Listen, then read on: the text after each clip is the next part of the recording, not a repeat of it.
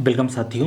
तिल के क्या फ़ायदे होते हैं, स्पेशली अगर तिल के लड्डू की बात करें जो कि इंडिया में ठंड के दिनों में काफ़ी खाए जाते हैं। तो इसी तिल के क्या हेल्थ बेनिफिट हैं और इसका न्यूट्रिशन प्रोफाइल क्या है, इसके अंदर क्या क्या चीज़ें रहती हैं, कौन कौन से विटामिन मिनरल या इसके अंदर कितना फैट होता है, कैसे फ़ायदा करता है, क्या करें, ये सारी बातें इस वीडियो में जानकारी देने वाला हूँ। सारी जानकारी साइंटिफिक है, मतलब कि तिल पे रिसर्च हुई और उसके अंदर क्या न्यूट्रिशन है और किस तरह के व्यक्तियों में या बीमारियों में कैसे काम करता है, ये सारी बातें इस वीडियो में करने वाला हूँ। अब 100 ग्राम की बात करें, तिल के बीज होते हैं, अगर 100 ग्राम लिया जाए तो उसमें आधा तो उसके अंदर होता है फैट, मतलब वसा। लेकिन ये जो फैट है वो अच्छा वाला फैट होता है। फैट को हम लोग 4 कैटेगरी में डालते हैं। तो जो अनसैचुरेटेड फैटी एसिड होता है वो इसके अंदर होता है। 41% मूफा होता है और लगभग इसमें 39% होता है पूफा।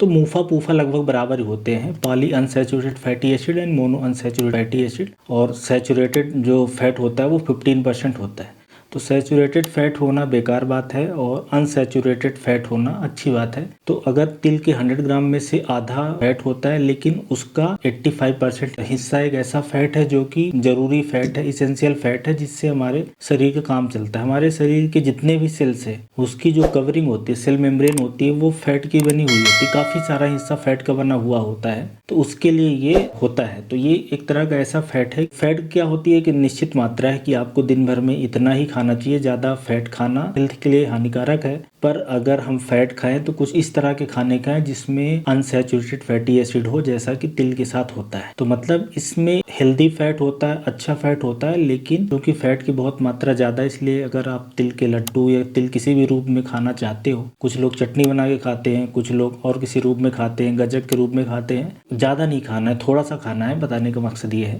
तो इसमें अच्छा वाला फैट। इसके अलावा दूसरी चीज है इसमें प्रोटीन। अब प्रोटीन परसेंट में देखा जाए तो 17.6% होगा, मतलब 100 ग्राम में लगभग आपको 17 ग्राम के आसपास प्रोटीन है, जो कि एक अच्छी मात्रा है वेजिटेरियन फूड के हिसाब से। तीसरा इसके अंदर कार्ब है। कार्ब इसमें लगभग 10 ग्राम के आसपास होता है 100 ग्राम में। और जो फाइबर है वो अच्छी मात्रा में होता है, 14.5 जो परसेंटेज है वो फाइबर का होता है।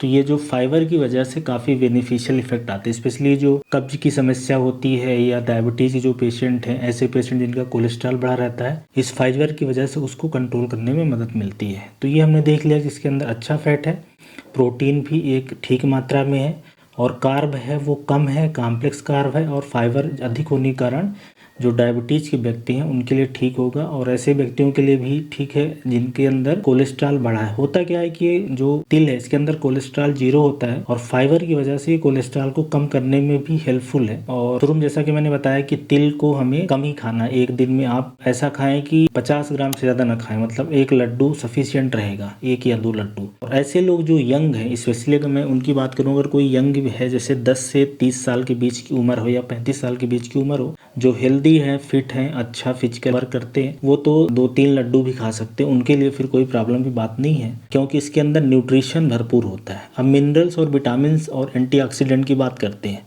ये 3 चीजें और होती हैं फैट, प्रोटीन और कार्ब के अलावा। तो इसमें कैल्शियम अच्छी मात्रा में होता है, मतलब कि 100 ग्राम में 962 मिलीग्राम होता है, जो कि काफी ज्यादा नंबर होता है। हमारे शरीर को लगभग दिन भर में 1200 मिलीग्राम की जरूरत होती है, और इसके 100 ग्राम में 962 है, मतलब जितना दिन का चाहिए उससे थोड़ा सा ही कम है। तो कैल्शियम का अच्छा सोर्स है। इसके अलावा कॉपर है, आयरन है, जो कि खून के लिए चाहिए होता है, खून बढ़ाने के लिए। अब इसमें आयरन भी बहुत अच्छी मात्रा में है।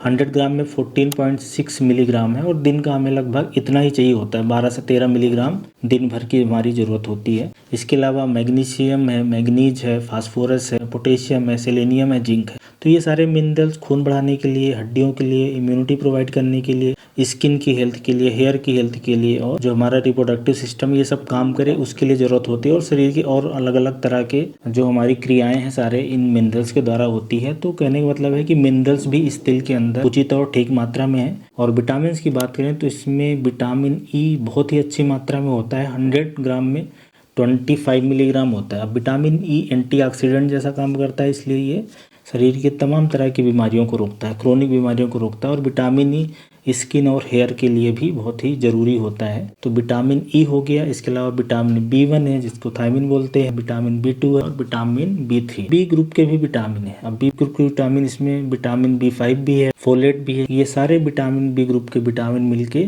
शरीर को ताकत प्रोवाइड कराते हैं। फैट, कार्ब, प्रोटीन के मेटाबॉलिज्म के लिए ज़रूरी होते हैं और भी तमाम तरह की जो शरीर के अंदर क्रियाएं हैं उनमें ज़रूरत होती है। तो ये विटामिन मिनरल्स की बात हो गई तिल के अंदर, और ऐसे ही एंटीऑक्सीडेंट। अब इसमें एंटीऑक्सीडेंट एक होता है लिग्नेंस करके बोलते हैं, जो एंटीऑक्सीडेंट जैसा काम करता है, और कुछ फाइटोस्टेरॉल भी होते हैं। ये एंटी इन्फ्लेमेटरी और एंटीऑक्सीडेंट जैसा काम करेंगे। तो जो लंबे समय में क्रोनिक बीमारियां होती हैं उसको इस एंटीऑक्सीडेंट से रोका जा सकता है, और ऐसे व्यक्तियों में जिनमें कोई गंभीर क्रोनिक बीमारियां हैं उसको भी थोड़ा प्रिवेंशन में मदद मिलेगी, उसके ट्रीटमेंट में भी मदद मिलेगी। तिल का कुछ भी आप चाहे लड्डू खाओ, गजक खाओ या किसी और रूप में खाओ, उसका बेनिफिट क्या होने वाला है कि ये जो मैंने कंडीशन बताई या न्यूट्रिशन बताया, वो न्यूट्रिशन की वजह से ये शरीर को हेल्दी रखने के लिए मददगार रहेगा। तो सबसे इम्पोर्टेंट जो क्वेश्चन पूछते हैं कि क्या ये दिल के मरीजों के लिए ठीक है, क्योंकि दिल के मरीजों में कोलेस्ट्रॉल का बढ़ना, ट्राइग्लिसराइड का बढ़ना, फैट का बढ़ना एक समस्या होती है, और इसके अंदर फैट आधा होता है। तो क्या उनके लिए ठीक रहेगा? तो ये हार्ट के पेशेंट के लिए भी ठीक रहेगा, लेकिन मात्रा कम होनी चाहिए। और एक चीज ये भी आप कर सकते हो कि अगर आपके खाने में फैट ज्यादा है तो उस फैट को, बेकार वाले फैट को आप कम करो। जो सैचुरेटेड फैट होता है या ट्रांस फैट होता है, जो हम बाहर का फैट खाते हैं उसको कम करना है, और जो शरीर में फैट आए वो इसी तरह के सोर्स से आए जहाँ से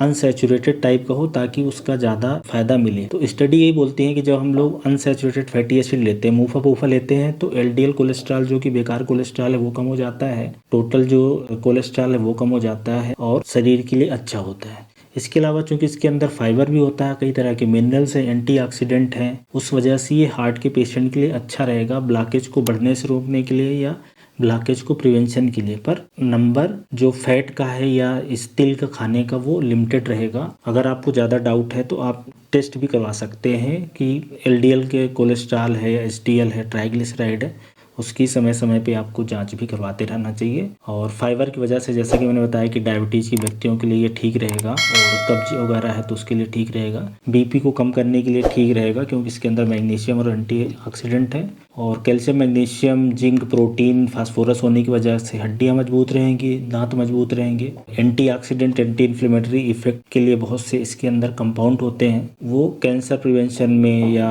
अर्थराइटिस के प्रिवेंशन में उसके काम आएंगे। और विटामिन, मिनरल्स, इम्यूनिटी प्रोवाइड करने के लिए या ब्लड सेल्स बनवाने के लिए काम आते हैं। तो ये तिल एक बहुत ही न्यूट्रिशियस डेंस खाना है। फैट ज़्यादा होने की वजह से इसकी कैलोरी बहुत ज़्यादा होती है, तो ऐसे लोग जिनको कुछ बीमारी है उनको तो कम खाना है, 50 ग्राम से कम ही खाएं।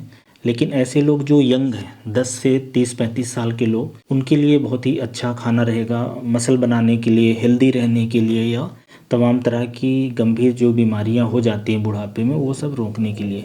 तो तिल के अंदर क्या होता है और उसको खाने से क्या फ़ायदे होंगे, ये बात हो गई। अच्छा, एक चीज़ पे और बात करूं कि जो तिल के आप लड्डू या जिस रूप में खाने वाले होंगे, तो ज़्यादातर बार तिल को गुड़ के साथ मिक्स करके खाया जाता है। तो ये देखना है कि गुड़ के कारण कंपोजिशन चेंज हो जाएगा, तो गुड़ का मात्रा कम रहे तो बेहतर है, तिल का ज़्यादा रहे तो उस हिसाब से फिर न्यूट्रिशन चेंज भी हो जाएगा। बहरहाल ये जो सेसमी सीड होता है, तिल के बीज होते हैं, उसके क्या हेल्थ बेनिफिट है, उसके अंदर क्या होता है, उसके बारे में ये साइंटिफिक इन्फॉर्मेशन है। उम्मीद है वीडियो आपको तिल के फ़ायदे समझने में मददगार रहेगा।